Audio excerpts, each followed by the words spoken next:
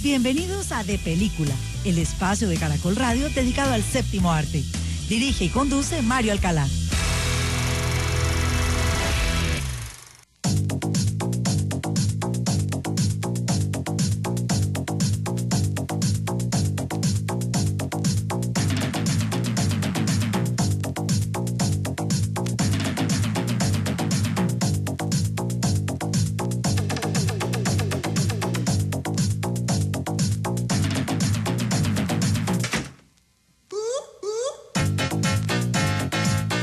Un saludo muy especial a todos los oyentes de Caracol Radio en Colombia y en el exterior en este sábado 2 de noviembre de 2024. Y a partir de este momento comienza De Película, el espacio del Grupo Prisa dedicado al séptimo arte, porque la única sala de cine en la radio de nuestro país es De Película. Todos ustedes, nuestros amables oyentes, nos pueden seguir escribiendo en nuestras redes sociales. En X somos @caracoldepeli y también estamos en Instagram y en TikTok como @caracoldepelícula.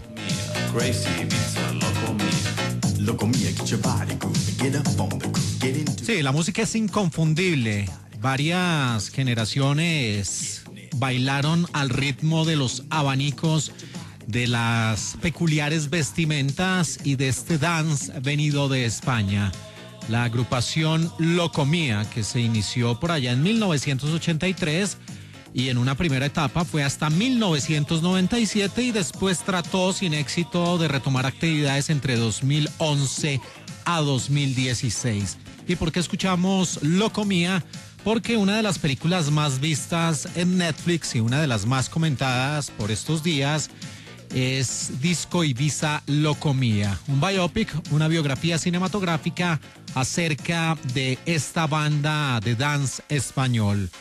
Y vamos a recordar, por supuesto, momentos importantes, y es que esta fue una agrupación que tuvo una visita a Colombia y tuvo un recibimiento multitudinario y causaron sensación en su época. Así que las personas de más de 40 años pueden recordar perfectamente a los Locomía, que también suele ser una de las canciones recurrentes ya cuando la rumba se acerca a la medianoche y empiezan a hacer el famoso mix, el famoso medley de medianoche, donde aparecen todas las canciones, incluyendo La Mayonesa, incluyendo esta también, Locomía. Y además hoy aquí en De Película de Caracol Radio estaremos hablando de terror y de suspenso con un par de películas. La segunda entrega, la secuela de la famosa Smile, y también una nueva salida en falso. ¿Hasta cuándo? ¿Hasta cuándo le darán carta abierta al señor M. Night Shyamalan para que siga haciendo esas películas que parece que solo a él lo entretienen?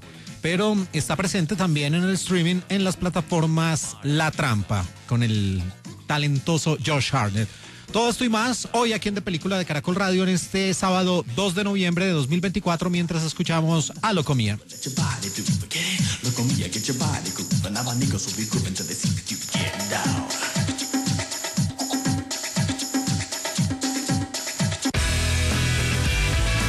En De Película, el estreno. Esta película está basada en hechos reales. Se han alterado los nombres de algunos personajes y se han modificado los hechos con fines dramáticos. Pero oye, tampoco os vamos a engañar, hemos cambiado alguna cosilla porque nos apetecía. Nada muy loco. Porque la mayoría de cosas pasaron de verdad. Bueno, más o menos. Y con estos sonidos cortesía de la plataforma de Netflix hablamos de este largometraje que mezcla drama, música y se convierte en la biografía cinematográfica de esa banda de danza española. Un largometraje de 1 hora 44 minutos de duración. Se titula Disco Ibiza Locomía. Estamos en Ibiza. Es 1987 y esto es la discoteca más grande del mundo, el Q. Se está celebrando la madre de todas las fiestas. 400 botellas de Moët Chandon se están sirviendo. La dirección corrió a cargo de un hombre nacido en la maravillosa ciudad de Barcelona, en Cataluña, el señor Quique Mailó, que también es productor y guionista. Él nació el 3 de junio de 1975.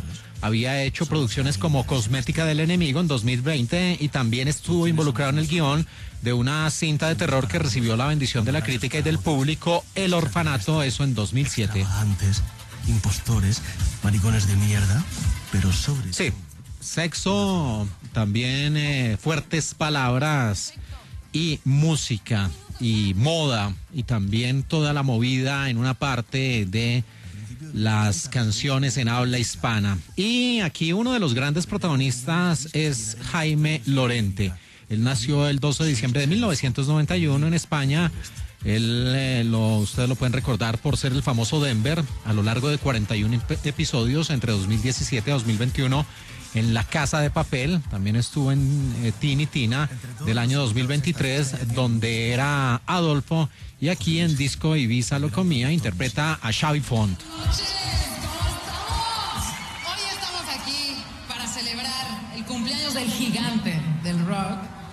Y el otro gran personaje de esta historia podría aquí tildarse el antagonista o el villano. Es a cargo de un actor argentino nacido el 20 de octubre del 78, o como dicen los argentinos, de 1978, Alberto Amán, que estuvo en Narcos, en la serie de televisión a lo largo de 20 episodios entre 2015 y 2017, donde interpretaba a Pacho Herrera, y fue el famoso Juan Oliver en la sensacional película de 2009, Celda 211.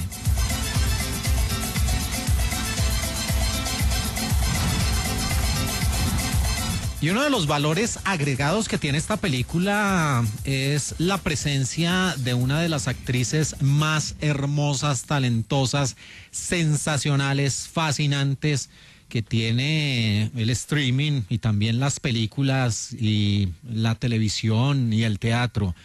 La sensual Blanca Suárez, de 1,65 m de estatura, nacida el 21 de octubre de 1988 en Madrid, España. Una mujer que ustedes pueden recordar por Las Chicas del Cable. También estuvo en El Barco, en la serie de televisión donde era Ainhoa Montero a lo largo de 43 episodios entre 2011 a 2013.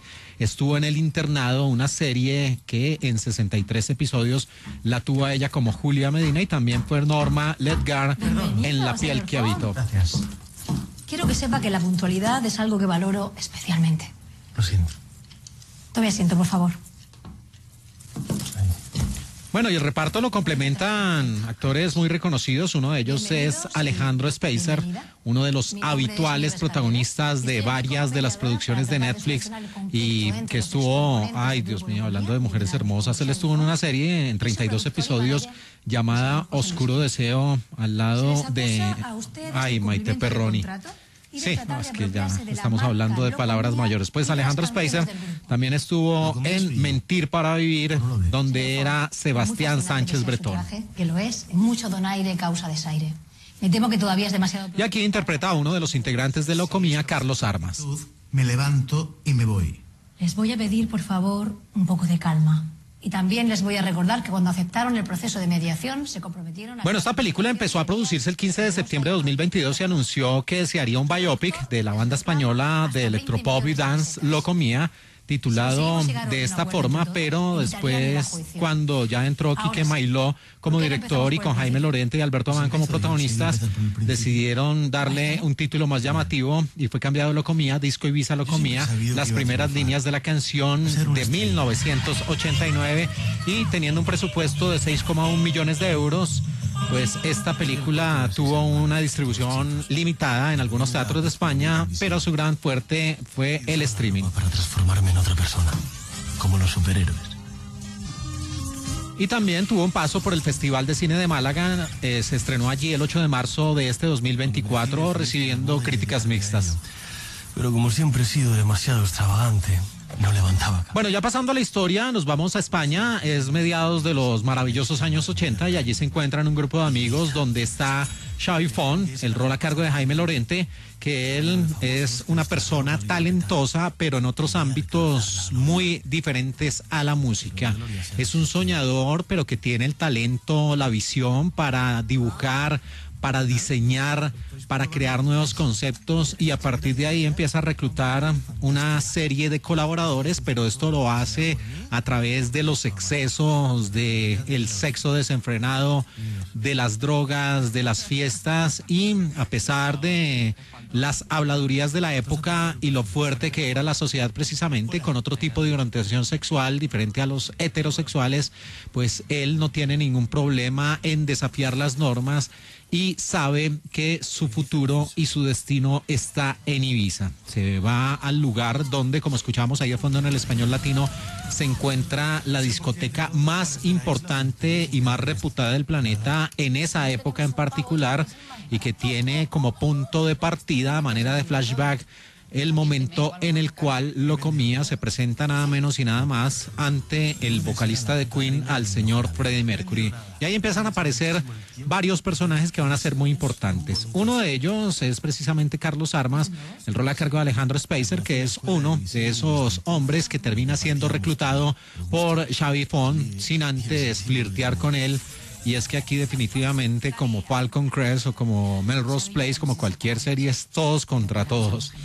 Y el otro protagonista de esta historia y la película, además de este flashback, a partir de esa fiesta en homenaje a Freddie Mercury, de uno de sus cumpleaños, tiene otro espacio narrativo y tiene que ver con un juicio que se surte entre el demandante José Luis Gil, que es un también afamado productor musical y que tiene el secreto y los medios y también el músculo financiero para lanzar grupos y para hacerlos exitosos. Y lo que en un principio era un concepto de moda y de fiestas, el famoso Locomía, que fue creado precisamente por Xavi Font y que tuvo también la participación muy importante de Lourdes Iribar.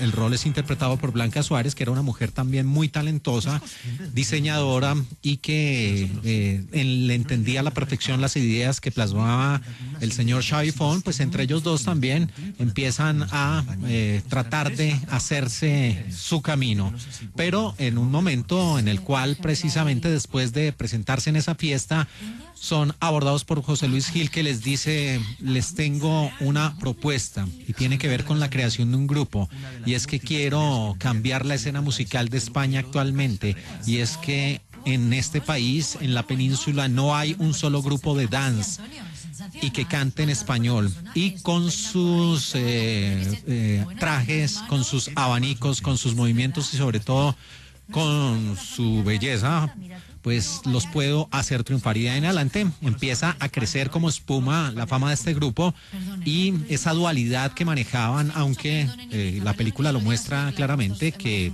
muchos de ellos eran homosexuales. Uno de los consejos que les daba José Luis Gil como director era decirles que mantuvieran esa dualidad, porque las grandes fanáticas eran mujeres. Y de en adelante empieza a contarse esta historia, que tiene varios flashbacks, pero todo va encaminado a esa demanda que instaura José Luis Gil. ¿Y por qué lo hace? Básicamente porque en un momento que lo va a explicar muy bien la historia, los Locomía, encabezados por Xavi Font, deciden poner fin a toda relación comercial con José Luis Gil. Ellos alegan que el concepto era inicialmente de Xavi Font, pero este hombre dice: aquí hay unos documentos firmados, estamos en un juicio, y ahí ustedes se van a dar cuenta cómo termina este asunto. Venga, vamos, anda. Vamos. ¿Qué nos vamos a ir? Pero qué pena, Lourdes, que vamos a tener que buscar otro bar donde beber barato. Al principio de la película, Xavi Font le regala a Freddie Mercury por su cumpleaños unos zapatos diseñados por él mismo, que al final de la película aparecen como parte del video musical de Queen, I Going Slightly Mad, de 1991, que Font está viendo en la televisión. Eso ocurrió en la realidad. Mercury y Font no solo se conocieron en Ibiza, sino que Freddie Mercury se sintió atraído por Font por sus diseños de moda y su personalidad extravagante.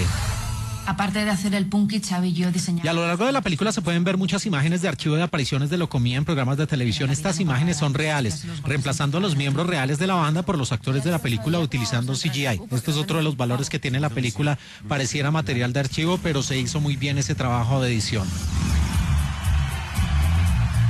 Y en el prólogo, ambientado en 1987, se explica que la banda fue invitada a bailar en una fiesta que organizó el cumpleaños de Freddie Mercury en Ibiza. Esto es históricamente exacto. A Freddie Mercury le diagnosticaron SIDA poco tiempo antes de su cumpleaños y decidió hacer una gran celebración para aprovechar el tiempo que le quedaba de vida. El estreno de la película en España fue polémico. El miembro fundador Luis Font no fue invitado al evento y en los medios acusó a su hermano mayor Xavier Font de ser un terrorista emocional, así lo llamó. y una persona abusiva con un comportamiento terrible no solo durante los años de la banda, sino después, afirmando que él era el responsable de haberle impedido triunfar en la música, cosa que también explica este film. Esos abanicos me acordaría seguro. Un brindis por vuestro bautismo en la mejor discoteca. Bueno, hay que decir de Disco Ibiza Locomía. Es una película especialmente diseñada para las personas ya que pasamos de los 40 años porque vivimos esa época, porque de primera mano entendimos y nos dimos cuenta, por más que quisiéramos ser indiferentes del fenómeno que significaba esta agrupación española.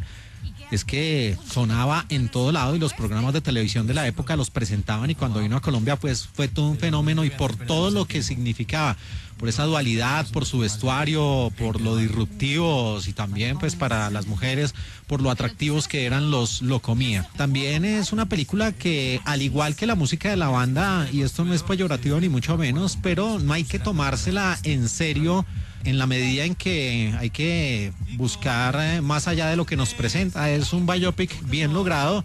Obviamente van a surgir versiones encontradas respecto a si en realidad esto pasó de la forma en que lo narran, pero por lo menos es un acercamiento interesante. Se muestran esos ascensos y caídas que tienen las estrellas, los celos profesionales, lo que puede echar al traste una importante carrera, y los líos que se ciernen en el mundo de la música con el tema de los contratos, con los representantes, y también lo prefabricados que resultan siendo ciertos artistas, porque aquí también este film, Disco Ibiza Locomía, pone el dedo en la llaga y muestra el trucaje de la industria para crear grupos que en realidad pues no se necesita que los integrantes tengan talento ni mucho menos, sino que sean bien parecidos, y eso también es una especie de denuncia que hace este largometraje. Así que para recordar, una película llena de nostalgia que tiene, por supuesto, muchas cosas para criticar, pero que, insisto, al igual que una canción de Locomía, no hay que tomársela en serio, sino simplemente disfrutarla.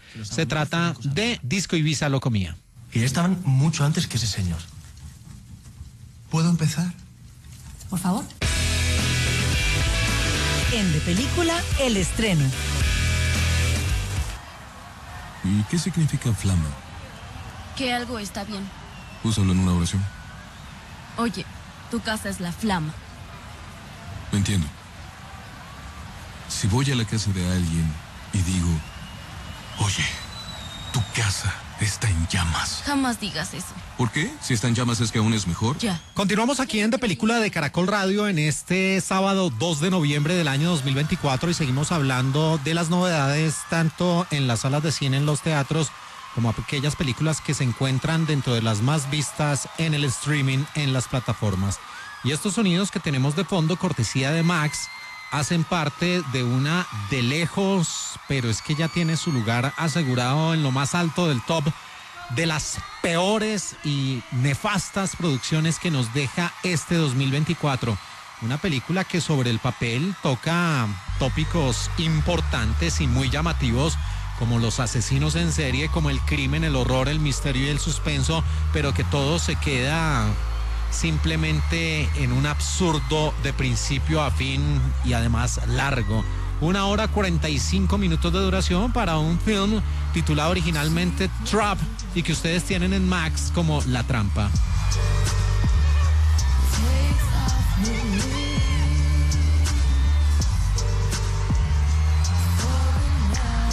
Y ahí la que canta en medio de una multitud completamente extasiada y emocionada es Lady Raven, uno de los personajes de esta flojísima historia, que tiene como director a un hombre que, además de ser realizador, es guionista y productor. Él nació el 6 de agosto de 1970 en India, y es más la cantidad de desaciertos y desinsentidos que tiene en su filmografía que sus buenos trabajos. Los buenos trabajos podemos incluir a su mejor película, que además le dio toda la visibilidad en su momento a finales de los 90, más exactamente en 1999, El Sexto Sentido, protagonizada por Haley Joel Osment y el señor Bruce Willis, una sensacional película. También este hombre, dentro de las buenas, tiene El Protegido, que es maravillosa, y también una película bonita, interesante, con un mensaje ahí implícito acerca de la religión y de Dios, con Wide Awake. Cooper, Jamie, oye, ¿Por qué los vehículos policiales y tanta cámara, Jamie? ¿Algo pasa? No puedo decirlo. No me delates. No, viendo la filmografía de M. Night Shyamalan, hay una película que es regular, sí, es interesante y no es tan mala como sus otras producciones, y se trata de Viejos de 2021. Pero si nos ponemos a ver After Earth, no, la de Will Smith, espantosa. The Last Airbender, el último maestro del aire, malísima. Lady in the Water, El incidente o el fin de los tiempos. The Village, no, definitivamente son más malas. Hay Observados, una muy reciente, también es muy mala. Knocking in the Cabin de 2023, no, sí, el saldo está en rojo de las producciones que en realidad son muy discutibles acerca de su calidad y de su trama y de su narrativa del señor Shyamalan. Pero bueno, hablemos de esta, The Trap, La Trampa. Y aquí el gran protagonista de esta historia es un hombre nacido el 21 de julio de 1978 en Minnesota, en los Estados Unidos. El señor Josh Hartnett, 1,91 m de estatura. En algún punto de su carrera pintaba para ser como uno de los grandes de Hollywood. Su presencia y al principio sus aciertos escogiendo las producciones lo mostraban como uno de esos potenciales nuevos galanes de Hollywood. Estuvo en Black Hawk Down, la maravillosa película de Ridley Scott de 2001. También a finales de los 90 en una cinta de terror que se convirtió de culto, de Faculty. Y lo último interesante que hizo fue Lucky Number 11, por allá en el año 2006. Pero digo lo último porque ahí en adelante su carrera se vino en picada y comenzó a escoger malos trabajos y también aparecer en series que no tenían mucha duración al aire. Y ahora viene de nuevo con un protagónico ya un par de décadas después. ¿Qué pasó? Creo que me fió demasiado, perdió el equilibrio. Y aquí la niña con la que habla permanentemente, el famoso Cooper, es Riley, su hija, y este rol corre a cargo de Ariel Donahue, una actriz nacida en el año 2010 y que estuvo en la miniserie para la televisión High Life en 2017.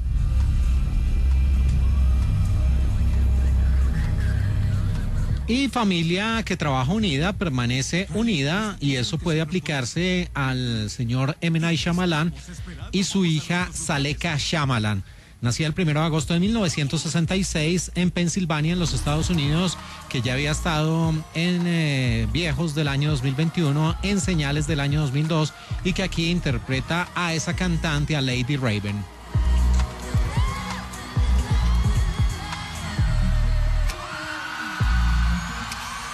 Sí, y la multitud sigue enloquecida con Lady Raven.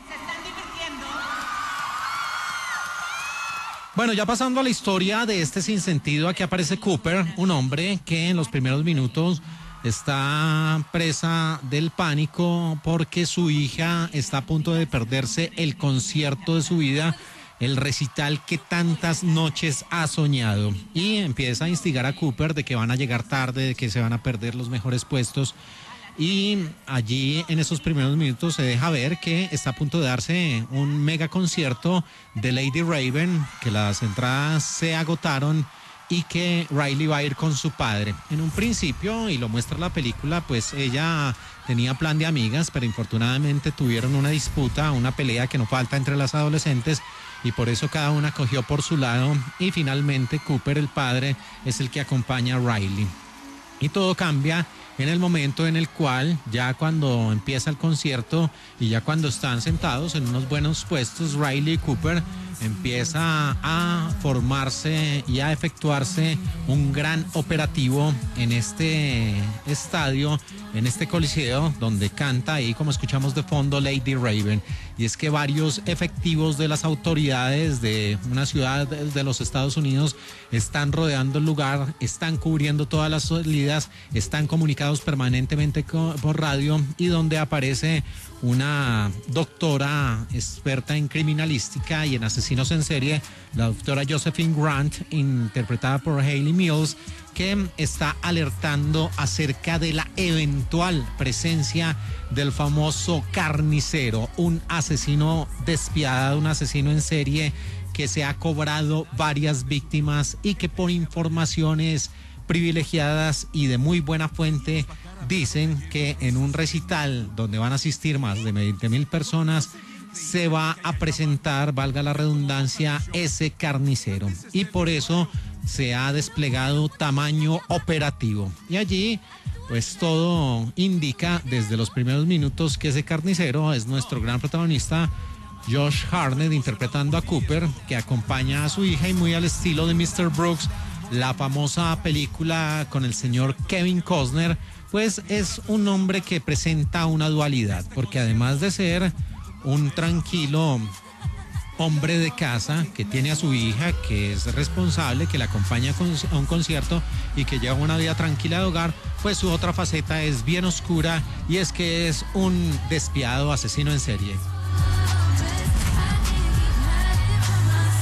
Bueno, claro que esto se apega mucho a la realidad, porque uno de los casos más célebres y uno de esos asesinos seriales muy reconocidos, John Wayne Gacy, el famoso payaso asesino, era la adoración por parte de sus vecinos, de sus cercanos, de su familia, y ellos desconocían que debajo de su casa, ahí en el jardín y también en los cimientos, en la tierra de la propia casa, tenía enterrados varios cuerpos. Ahora vuelvo, Don. Tú puedes con la situación, ¿ok? Y lo que nos presenta la película es varios segmentos donde parece que el señor M. Night Shyamalan se hubiera preocupado insistentemente en mostrar a su hija, y el concierto es el espacio geográfico y ahí Lady Raven, casi que pasan canciones completas a ella hablando en varias situaciones. Y cuando se empieza a desarrollar este operativo, pues Cooper, que es un sagaz, un astuto asesino, un criminal, empieza a buscar de todas las formas posibles de sabotear este operativo, de, por ejemplo, como escuchamos de ahí de fondo en el español latino, de hacerse amigo de una de las personas que vende camisetas y de la organización de la infraestructura de la logística, y todo esto para buscar la salida, porque ya las autoridades han anunciado que todo está cubierto, que no hay forma que este escape y que en medio de semejante multitud el FBI y demás autoridades van a dar con la casa de este peligroso asesino. Él está en otro nivel de locura. Lo siento, no quería perturbarte. M. Night Shyamalan declaró en una entrevista que la trama se inspiró en la operación encubierta Operación Flagship de 15 de diciembre de 1985 en Washington, D.C., organizada por el Servicio de Alguaciles de los Estados Unidos y la Policía Metropolitana para traer a fugitivos buscados al Centro de Convenciones de Washington con el pretexto de conseguir entradas gratis. El resultado fueron 101 arrestos, uno de los arrestos masivos de fugitivos más grandes y exitosos llevados a cabo por las fuerzas del orden de los Estados Unidos. Sí, eso tenía sentido en su punto, porque era simplemente hacerle creer a varios criminales, a varios individuos al margen de la ley, que iban a tener entradas gratis para un concierto. Pero es que esto va mucho más allá, y es que de verdad el señor Shyamalan ya se crea unas historias que no se las cree ni él mismo. Sí, tómala de arriba. Y aunque estaba siendo distribuida por un importante estudio, Warner Bros., a Trapp se le permitió reanudar el rodaje bajo un acuerdo provisorio durante la huelga de los guionistas y los actores, mientras M. Night Shyamalan financió de forma independiente sus propias películas. Y para las escenas donde los actores conversan mientras miran al lente de la cámara, M. Night Shyamalan colocó un espejo unidireccional en la lente que se reflejaba en otro espejo y permitía al actor en primer plano ver al otro actor. Y cuando M. Night Shyamalan estaba decidiendo a quién elegir para el papel en Trap, Josh Hartnett fue a Irlanda durante la producción de Los Vigilantes de 2024 y almorzó con él. Los dos hablaron sobre Oppenheimer de 2023, sobre Black Mirror de 2011 y sobre lo que era vivir fuera de Hollywood. Cuando hablaron sobre ser padres de 3 niñas cada uno, Shyamalan supo que Hartnett era su hombre, el hombre perfecto para el papel. Esta es la foto de una de sus víctimas, joven en una universidad estatal. Estudió para ser profesor, casado. Las canciones de la película se interpretaron en el escenario como si se tratase de un concierto real. Cora Corsaris fue la coreógrafa y un camarógrafo grabó material en el escenario y lo proyectó en las pantallas del estadio en tiempo real. El rodaje involucró a miles de extras, a quienes no se les dijo que se trataba de una película, pero recibieron la música de Saleka Shyamalan de antemano para poder cantar. Josh Hartnett recordó que varios extras lo consolaron porque pensaron que estaba nervioso y no sabían que el personaje era así, de ese comportamiento, y era parte de su interpretación. Lo siento, tengo que Revisar el café, ok, necesito pasar. Y aproximadamente a los 10 minutos de la película, mientras los coches del Special Weapons and Tactics, el famoso SWAT, se acercan por la carretera, se ve una valla publicitaria de fondo que anuncia la película Los Vigilantes de 2024, que fue producida por M. Night Shyamalan y dirigida por su hija Ishana. Y las escenas exteriores del estadio se rodaron en el Rogers Center en Toronto y los interiores se filmaron en el First Ontario Center, anteriormente Cops Collision, en Hamilton. Barry tenía que llenarlo. Un segundo. Usa de mi reserva. Y mire la explicación que da el señor Shyamalan para este descabellado y rocambolesco guión. Según él, en una entrevista, todo es porque su argumento y el concepto de la película giraban en torno a una pregunta que él se hizo. ¿Qué pasaría si El silencio de los inocentes, The Silence of the Lambs, la laureada película de 1991, hubiera sucedido en un concierto de Taylor Swift? No, pues con esas ideas. Y se rodó en 35 milímetros, lo que requirió que el equipo esperara 3 días para que los diarios se procesaran y regresaran desde un laboratorio de películas en Los Ángeles para su revisión.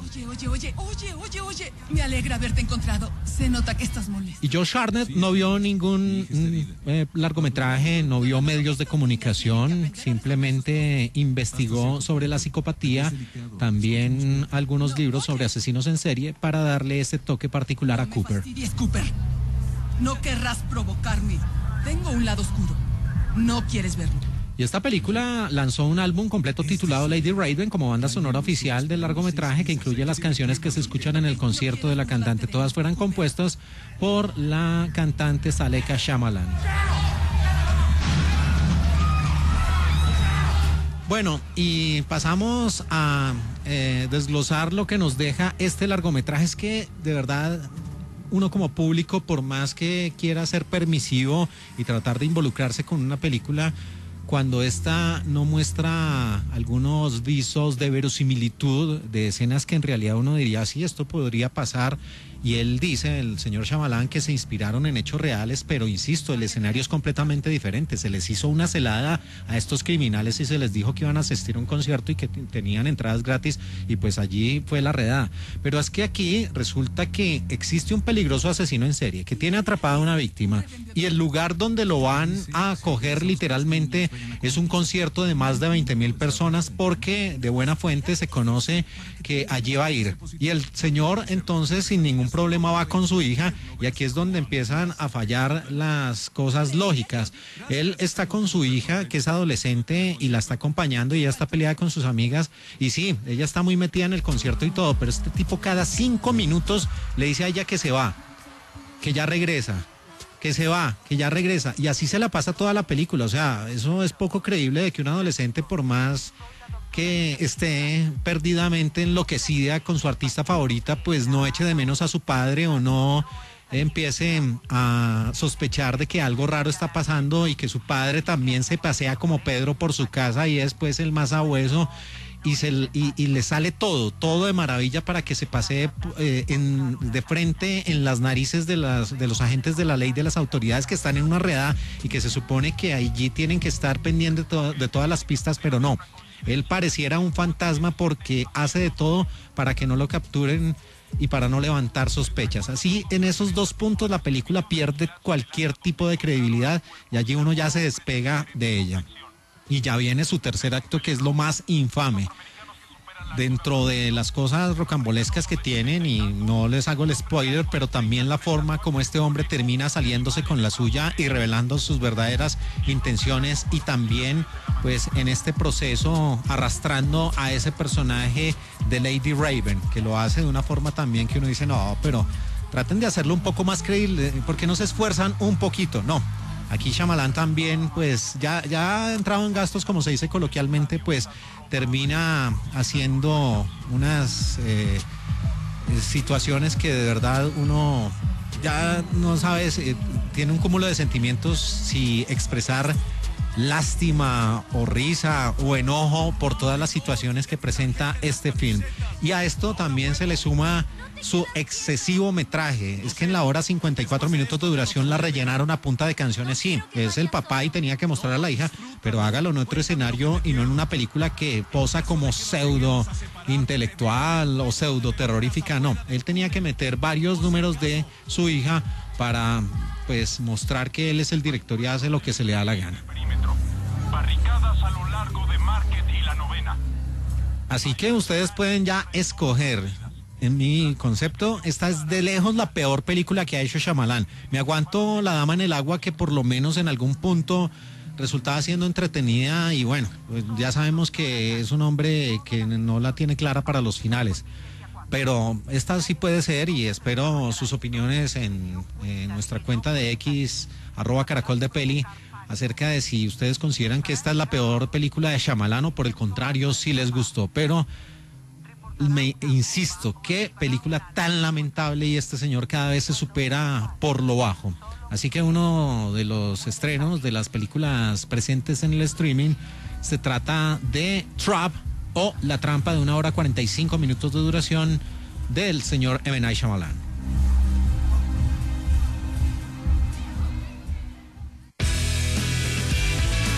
En De Película, el estreno. Necesito que me escuches. Pasó algo horrible. ¿Ubicas a Luis Fregoli? ¿El de la escuela? Fui a su departamento. Y cuando llegué... ¿Luis? Sí, esas pausas que ustedes escuchan ahí y después viene el efecto de sonidos, lo que se conoce como jump scare, que es una técnica trillada y manida dentro del cine de terror, donde los realizadores por lo general buscan a través de ese efecto de sonido poner al público en tensión y prepararlo para una escena, y simplemente pues ya resulta algo predecible, pero tratan de hacer saltar de la silla al público precisamente con un fuerte efecto de sonido y con la aparición por lo general de un espectro o de un ente paranormal. Y con estos sonidos pertenecientes a sus trailers en el español latino, hablamos de otro de los grandes estrenos de la semana, también en el terror. Una película que dura 2 horas 7 minutos y que además mezcla suspenso y el mundo de la música. Su título es Smile 2 o Sonríe 2.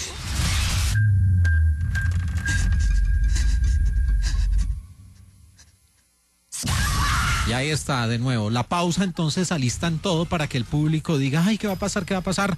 Y tome su efecto de sonido y la aparición de ese espectro.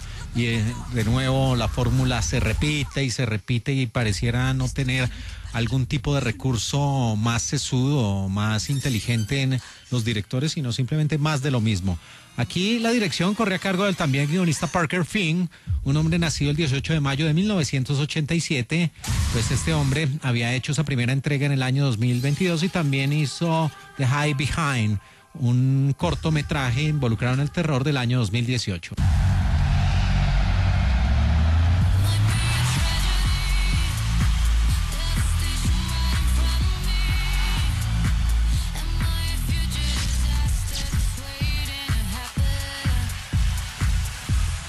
Y ahí la que canta es Sky Riley, la gran artista de esta historia, y digo artista precisamente porque se trata de una reputada y una reconocida cantante. Y uno de los valores que tiene esta película, especialmente para el público masculino, es la presencia de una londinense absolutamente perfecta, maravillosa, hermosa, talentosa, distinguida. Nació el 6 de mayo de 1993, mide 1,65 m de estatura.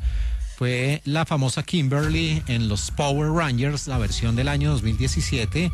También fue Jasmine en la malograda Aladino del año 2019. Salió angelical en Los Ángeles de Charlie, eso en 2019, donde era Elena. Y ahora la tenemos como esta cantante Sky Riley en Smile 2. Estoy viendo una cara en todas partes. Presenciaste una muerte.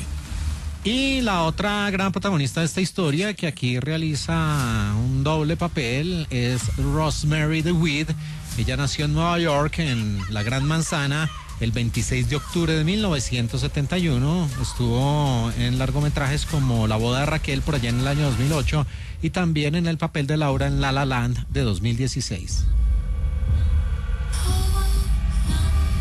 Y complementan el elenco Lucas Cage, también Ray Nicholson, Peter Jacobson y Raúl Castillo. Cool está tu camiseta. ¿Quieres que te la firme? Y como siempre aquí en De Película de Caracol Radio, cuando se trate de una precuela, secuela, spin-off o remake o algo que demuestre que los productores le apuestan a más de lo mismo para salvar su dinero, viajamos atrás en el tiempo con la película que abrió la senda, un largometraje titulado simplemente como Smile. Doctora Carter. Él va a morir, ella morirá, mamá morirá, yo moriré, todos mueren. Yo no quiero, me voy a... No he podido hacer que hable. Voy a morir. Que me responda, nada. Él no importa, ella no importa. Solo eso. Nada importa. Yo me encargo. Yo no quiero. Gracias, Ann. Él va a morir, ella morirá, mamá morirá, yo moriré, todos mueren. Y estos sonidos en el español latino hacen parte de un largometraje que se estrenó el 22 de septiembre de 2022 en el Fantastic Fest y que después tuvo distribución en las salas de cine en los Estados Unidos el 30 de septiembre de ese mismo año. Navegando los terrenos del terror y el suspenso psicológico, una película de 115 minutos de duración titulada Smile. Yo no importo, voy a ella, todos se mueren. Y todo partió después de un cortometraje de 2020, Laura Hasn't Slept, dirigido por el mismo Parker Finn, y que para esa película tuvo como productora Paramount Players, a Temple Hill Entertainment, y que apenas les costó $17 millones y recogió la importantísima cifra de $213 millones. Por supuesto, se tenía que venir una secuela. Usted no sabe. Lo puedo sentir. Rodeándome, apretando. Bueno, ya pasando a la historia que nos presentó Smile, la primera entrega, la de 2022 de 115 minutos de duración, con el guión y la dirección de Parker Finn. Aquí aparecía una doctora que escuchamos ahí de fondo, la doctora Rose Cotter, interpretada por Susie Bacon, que ella está involucrada en un hospital donde se tratan desórdenes mentales y donde los pacientes también, como escuchábamos ahí, pues empiezan a tener una serie de comportamientos que no obedecen a la lógica y que parecieran estar viendo visiones. Y ella también pues comienza a experimentar sucesos aterradores que no puede explicar. Y a medida que el terror empieza a apoderarse de su vida, ella debe enfrentar ese inquietante pasado para poder sobrevivir, escapar de una nueva y horrible realidad, y es que pareciera estar involucrada con una especie de maldición que lo que causa es que las personas que son víctimas de ella empiecen a comportarse de manera extraña y en el momento previo a que se quitan por sus propios medios la vida, se suicidan, pues esbozan una terrorífica sonrisa.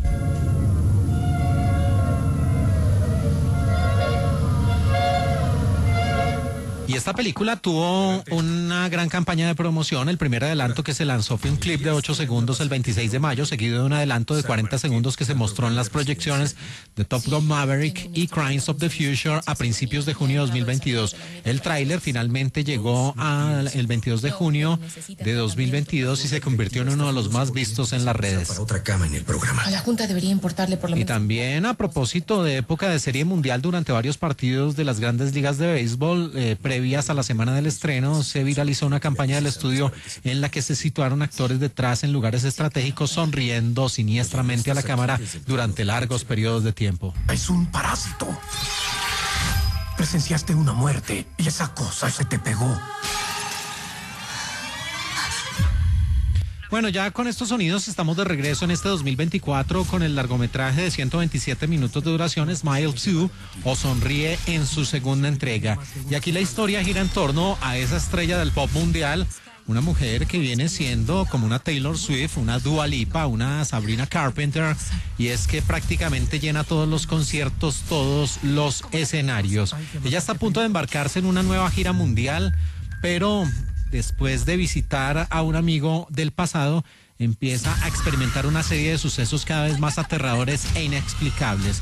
Y ella se encuentra angustiada porque los horrores y la presión de la fama, sumados a las visiones que está teniendo permanentemente, hacen que tenga que enfrentarse a su oscuro pasado. Y aquí viene una escena que es muy diciente y que abona el camino para la trama de la película, donde aparece el personaje o la actriz Drew Barrymore, que interpreta a la presentadora de un morning show y donde le da la bienvenida a Sky Riley, que aparece en los trailers del film, y que dice, bueno, ella después de todo lo que ha pasado nos da una entrevista para hablarnos de su vida.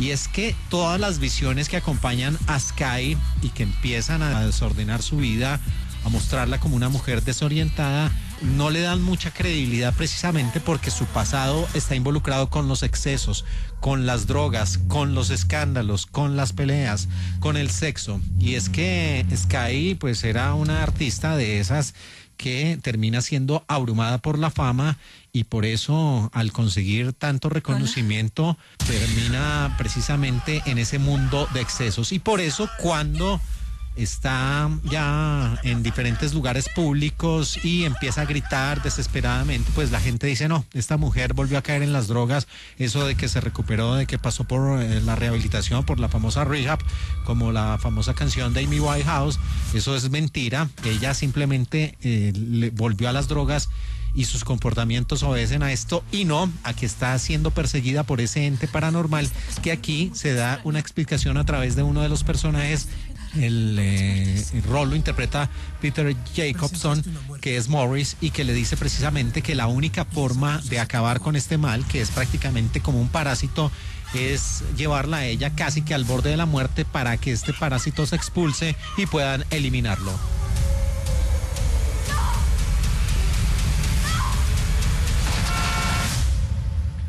Y aquí para esos fanáticos que miran ahí entre líneas y que son fascinados por descubrir esos datos, la cicatriz en la rodilla de Sky tiene la forma de una sonrisa. Kyle Gallner es el único actor que repite su papel de la primera producción, la de 2022. Se lanzaron en iTunes varias canciones del universo de Sky Riley, muy al estilo de la película de Shyamalan. Y mientras planeaba la secuela, Parker Finn lanzó muchas ideas durante el primer mes de intercambio de ideas, considerando que pues eran demasiado obvias las que se le ocurrían más rápido. Entonces una noche, en un repentino destello de inspiración, se le ocurrió la idea de Sky Riley. Hubo una noche en la que esta idea sobre este personaje, una estrella del pop, me golpeó como un rayo. Me obsesioné con ella, dijo Finn. Me encanta que este mundo sea tan inesperado para una película de terror. Este mundo deslumbrante, glamoroso y brillante de una estrella del pop parecía una colisión con Smile y realmente me encantaría ver hasta dónde podría llegar. Pues la idea se le ocurrió también a M. Night Shyamalan, porque prácticamente los dos largometrajes, el de Smile y La Trampa, tienen involucrada una estrella del pop y están navegando los terrenos del terror. Así que esto sí resulta como un rayo que golpeó a dos personas al mismo tiempo. Y la frase "esto va a arruinar la gira", que es una de las más célebres del film, fue en realidad un chiste que se dijo en el set y que el guionista y director Parker Finn incluyó en el guión. Naomi Scott dijo que modeló a Sky Riley basándose en Lady Gaga. Bueno, se me olvidaban la lista Lady Gaga. Y el guionista y director Parker Finn eligió a Ray Nicholson para el papel de Paul en homenaje al memorable papel de su famoso padre Jack Nicholson en El Resplandor de Stephen King de 1980. Bueno, ¿y qué decir sobre Smile en su segunda entrega? Es una película que va más allá de su primera parte. Explica un poco más acerca de el origen de esta maldición.